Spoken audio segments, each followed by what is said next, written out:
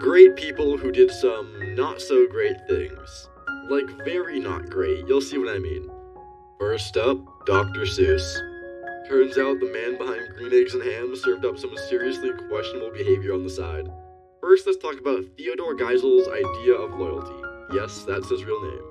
While his first wife Helen was battling a debilitating illness and severe depression, Geisel decided that was a perfect time to have an affair. Because nothing says in sickness and in health like breaking your vows, right? Helen eventually discovered the affair, and the devastation drove her to write a heartbreaking note before tragically ending her life. And what did Dr. Seuss do in the wake of this tragedy? He married his mistress less than a year later. That's one way to process grief. But it doesn't stop there. Before he was rhyming about Loraxes and Sneetches, Geisel had a darker artistic side. During World War II, he turned out a series of political cartoons that were blatantly racist, particularly towards Japanese Americans. He even supported the internment camps. It's hard to reconcile that with the guy who taught us that a person's a person no matter how small. And let's not forget the contradictions.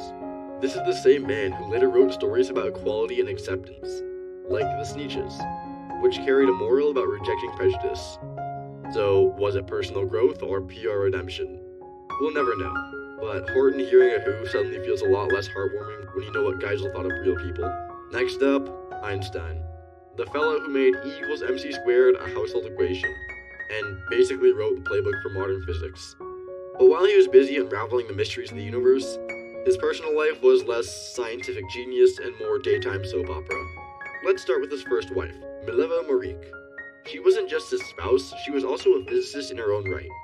Some historians believe Mileva might have contributed to his early breakthroughs, including his groundbreaking theories. So how did Einstein repay her? By treating her like an unpaid lab assistant, of course. While his name was going on papers and awards, hers wasn't even in the footnotes. And when their marriage started to crumble, Einstein did not try to fix things. Instead, he handed Mileva a list of conditions for staying married. This masterpiece of romance included demands like, "You will not expect any intimacy from me," and "You will keep the bedroom and study tidy." Because nothing says marital bliss like a man too busy for affection but very concerned about dusting.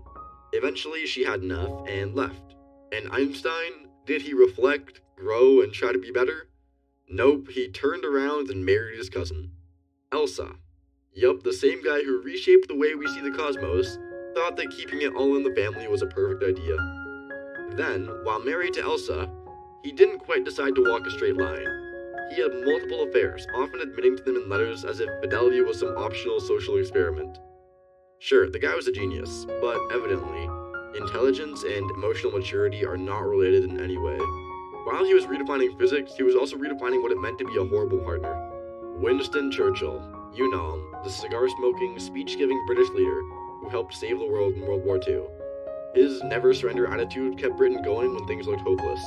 And honestly, he deserves credit for being a major reason the Nazis didn't win. But here's the thing, Churchill wasn't all speeches and glory. He made some really questionable decisions, and they weren't exactly tiny mistakes.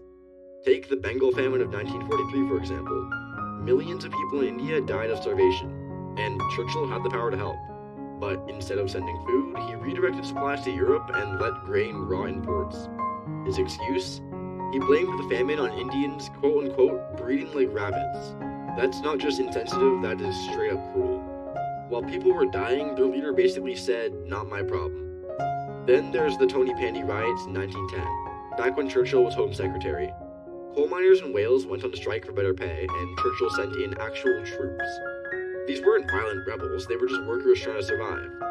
And the result was violent clashes that left a lasting scar in the community. Maybe sending in soldiers to deal with peaceful strikers was not the brightest idea. And let's not forget Dresden in 1945. Churchill ordered the bombing of the German city, which killed tens of thousands of civilians. The city was practically leveled, and the historians say it didn't serve much of a military purpose. It looked more like revenge than strategy. Here's the deal, Churchill's leadership in World War II was incredible, and it's why he's remembered as a hero. But he also made decisions that caused a lot of harm. He wasn't perfect, no one is. It's just funny how the history books don't spend that much time on this stuff. Moving on to Thomas Edison, the so-called Wizard of Menlo Park, who's credited with inventing just about everything. The light bulb, phonograph, movies. But here's the thing, Edison's real talent wasn't inventing, it was marketing. Let's start with the light bulb. Edison didn't actually invent it. No, he just improved an existing design and got the patent. A genius? Sure. Original? Not so much.